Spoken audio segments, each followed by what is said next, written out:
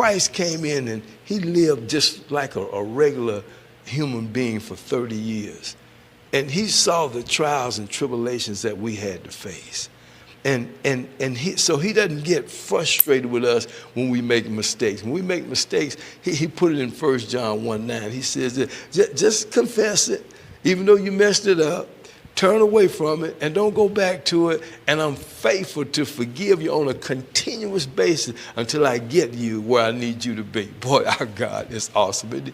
Somebody said, our God is awesome. And then he says, now, I'm going to give you a privilege, a special privilege, to come into the throne of grace for blessings, for guidance, for instruction, and that my grace will always be with you. You're going to always have my favor no matter what.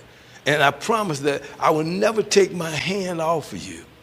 Now, so I want you to do this, brothers and sisters. In order to access the promises of God, you got to come into that throne of grace. Pastor, what do you mean? That means you're going to have to pray. That means you're going to have to trust him when you can't trace him. That means you're going to have to lose your natural mind and keep acknowledging what his word says. So I want you to know something, that when you pray this prayer, you don't ever have to pray it again. You got to believe that you already received it.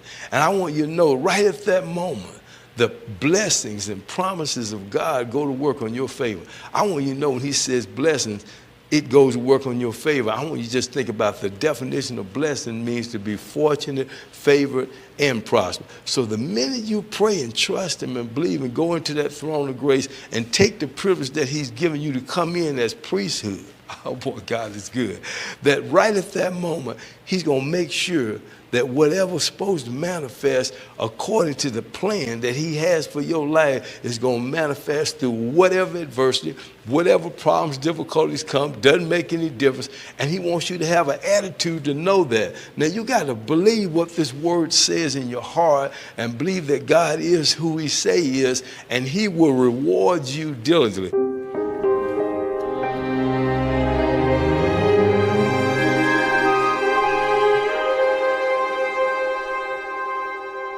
Thank you.